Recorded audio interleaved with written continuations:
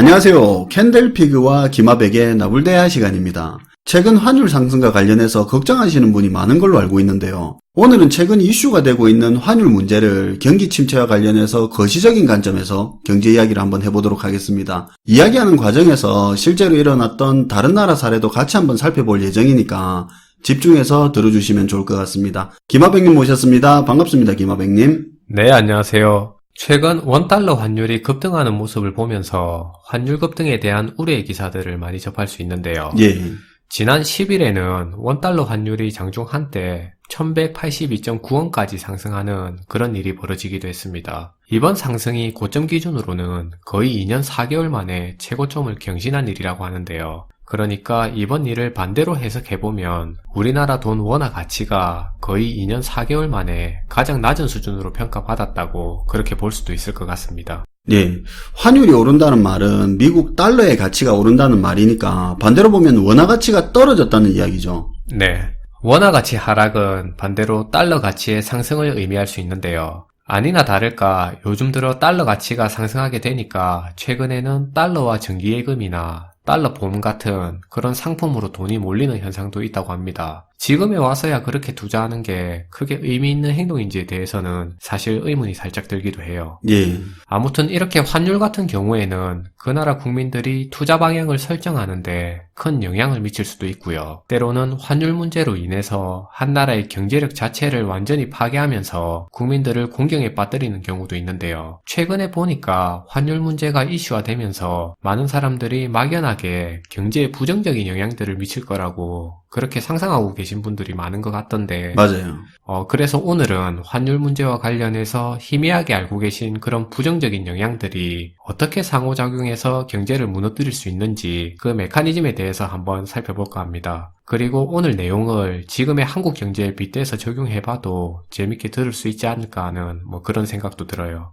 환율 관련된 문제가 구체적으로 어떻게 부정적인 영향으로 이어지는지를 한번 보자는 거네요. 네. 먼저 한 나라의 경제가 침체 국면에 빠져들게 되면서 마이너스 성장률로 떨어지게 되면 정부 입장에서는 심각한 경제 상황을 맞이할 수 있는데요. 그러니까 국내 경제가 침체 국면으로 빠져들게 되면 우선적으로는 경제 침체로 인해서 세수가 급격히 감소할 수 있습니다. 그리고 이렇게 경제가 안 좋아지다 보면 그 사회적 비용은 반대로 급격히 증가할 수 있는 상황을 맞을 수 있는데요. 당연한 얘기지만 이렇게 세수는 줄면서 반대로 사회적 비용은 더욱 늘어나는 이런 상황이 계속해서 전개되게 되면 정부 예산에도 심각한 타격을 입게 될 수 있어요. 환율이 올라가면 왜 경기 침체가 있는 거죠?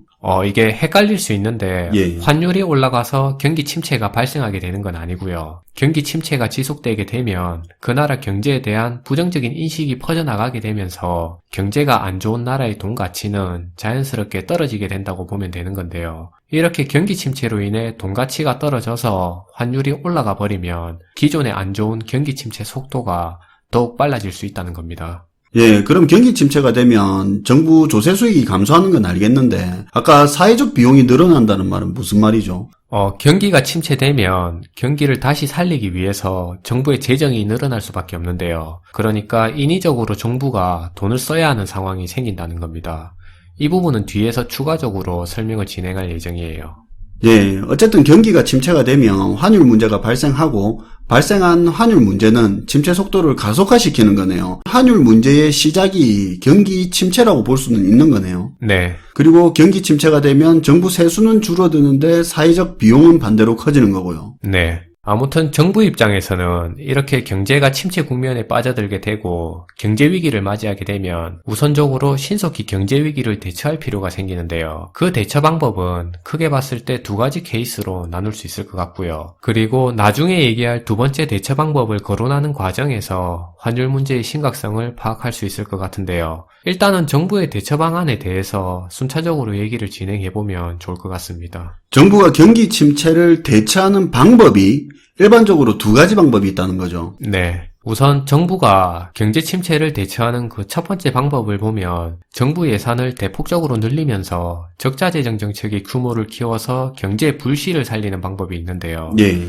이 방법은 대표적으로 일본이 사용했던 방법으로 많이 알려져 있어요. 도로에, 철도에, 낙후된 지역에 도시개발까지 해서 사회간접자본이라는 SOC 사업에 돈을 투자하는 방법이 있는데요. 예. 상황에 따라서는 정부 재정을 투입해서 중공무원에 준하는 일자리도 많이 만들면서 민간 소비 경제를 일으키겠다는 방법입니다. 아, 이게 아까 말했던 그거네요. 경기가 침체되면 사회적 비용이 늘어난다는 거. 네, 요 부분이 그 얘기예요. 근데 일본이 경기 침체 극복하려고 국가 부채까지 그렇게 늘리면서 돈을 풀었는데 사실 효과가 별로 없었잖아요. 그러니까 잃어버린 20년 이야기까지 나온 거고. 네, 결론적으로는 민간으로 흘러 들어간 돈이 소비로 유통되면서 경기가 전체적으로 활성화돼야 되는데 실제로는 그게 아니라 민간의 돈이 빚을 갚는 데 사용된다든지 저축을 늘리는 쪽으로 돈이 흘러가 버리면서 오히려 국채 가격만 상승시키게 되는 그런 유동성의 함정에 빠져들게 돼버리는 건데요. 이런 첫 번째 대처 방안에 대해서는 일본의 잃어버린 20년이라는 그 기간 동안 일본의 경제 정책을 통해서 우리가 충분히 확인할 수 있는 내용이 될 거예요. 그러니까 경기 침체 상황에서는 민간에게 돈이 들어오면 그게 소비로 이어지는 게 아니라 의도한 대로 대출 상환이라든지 저축의 형태로 다시 들어가 버리는 거네요. 네, 정확히 일본의 사례가 그렇게 흘러가면서 국채 가격만 상승하게 됐습니다. 그리고 정부가 경제 침체를 대처하는 두 번째 방법은 경제가 계속 침체하도록 내버려두는 방법이 될 수 있는데요. 그냥 내버려 둔다고요? 네, 앞에서 얘기한 정부의 재정 확대라는 그 첫 번째 방법을 사용하게 되면 정부의 재정 적자가 걷잡을 수 없이 계속 늘어날 수 있으니까 그냥 침체되고 있는 경제가 덜 침체되도록 그 속도만 조절하면서 방향성에 대해서는 인위적으로 손대지 않는 방법을 선택하는 겁니다. 아, 그럴 수도 있겠네요. 인위적으로 손대다가 정부 부채만 또 늘어날 수도 있으니까 효과도 없이.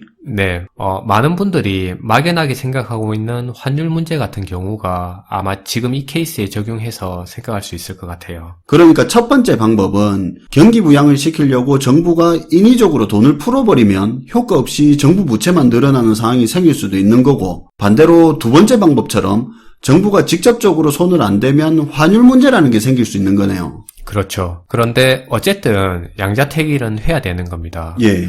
첫 번째 선택을 하게 되면 정부의 재정 적자가 확대되는 거고요. 예.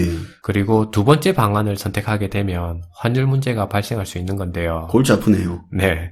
만약에 정부가 두 번째 대처 방안을 선택하게 되면 경제가 침체되는 그 속도는 분명히 늦출 수 있게 되는 건 맞고요. 대신에 환율 문제는 심각하게 부각될 수 있는 문제가 있는데요. 왜냐하면 경제가 침체되는 속도에 맞춰서 그 나라의 통화 가치가 같이 떨어질 수 있기 때문입니다. 그러니까 정부가 손을 안 대면 환율 문제가 발생한다는 거죠. 네. 그러니까 경기가 침체되는 속도는 늦출 수 있는데 경기가 침체되는 그 현상 자체는 막지 못한다는 얘긴데요. 침체되는 경제를 막지 못한다는 말은 돈의 가치 역시 계속해서 떨어지게 된다는 말이고요. 그 말은 결국 환율 급등이라는 환율 문제가 발생한다는 걸로 이해할 수 있는 겁니다. 사실 이렇게 되면 외국인 입장에서는 가치가 계속 떨어지고 있는 그 돈을 더 이상 들고 있을 이유가 없고요. 그렇죠. 중앙은행 입장에서는 금리를 올려서라도 돈의 가치를 유지해야 외국인이 돈을 가지고 있을 이유가 생길 수 있는 건데요. 그냥 쉽게 얘기해서 외국인 너희들이 우리 돈 계속 들고 있으면 이자 더 줄 테니까 그냥 계속 가지고 있어 달라는 겁니다. 돈 가치가 자꾸 떨어지는 걸 막는 방법이 금리를 올려주는 것밖에 없는 건 알겠는데요. 근데 금리를 올리면 일시적으로라도 환율 방어는 어찌어찌 될 것 같기는 한데 대신에 금리 인상 때문에 또 문제가 생길 것 같은데요.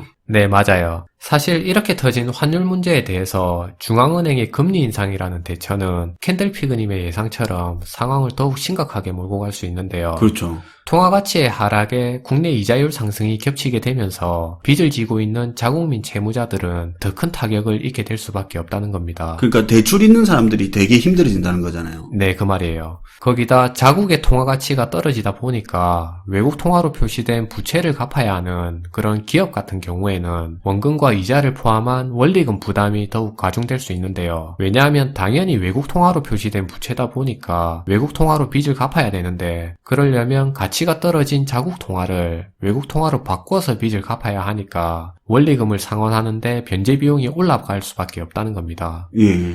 결론적으로 환율을 방어한다고 금리를 올리게 되면 외국 통화로 대출을 받은 기업이든 아니면 국내 통화로 대출을 받은 개인이든 뭐든 간에 그거에 관계없이 대출을 끼고 있는 채무자라면 모두 타격을 입을 수밖에 없는 현실이라는 건데요. 그렇죠. 금리가 오른다는 말이 이자가 오른다는 말이니까. 네. 혹시나 IMF 사태 당시처럼 정부 역시 외국 통화로 표시된 부채를 쌓아놓고 있는 현실이라면 그 문제는 더욱 심각해질 수도 있을 거예요. 외국 통화로 표시된 결제되지 않은 미결제 부채가 많으면 많을수록 부채를 갚기 위해서 더 많은 외국 통화가 필요하게 돼 있고요. 예.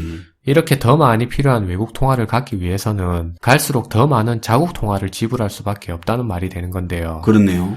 예, 이렇게 더 많은 자국 통화가 지불돼야 하는 상황이 점점 더 깊어지게 되면 될수록 자연스럽게 부도 리스크에 대한 인식과 우려가 생겨나게 되면서 그 나라 경제가 과연 부채를 갚을 수 있을지에 대한 그런 의심의 씨앗이 퍼져나가게 되는 겁니다. 그러니까 두 번째 방법에 대해서 잠깐 정리를 해보자면 그냥 놔두면 환율 문제라는 게 발생을 하는데 그걸 해결하려면 금리를 올릴 수밖에 없는 상황이 생길 수 있다 이거죠. 네. 그런데 금리를 올려버리면 가정이든 기업이든 채무의 부담이 확 커져버리는데 이게 외화로진 빚이라면 상황이 더 심각해진다는 것 아닙니까? 그렇죠. 상황이 이 정도까지 가게 되면 그 나라의 국채 신용 등급은 떨어지게 되는데요. 잠깐만요, 김하백님. 국채 신용 등급이 떨어진다는 말을 조금만 더 풀어서 이야기해 주시죠.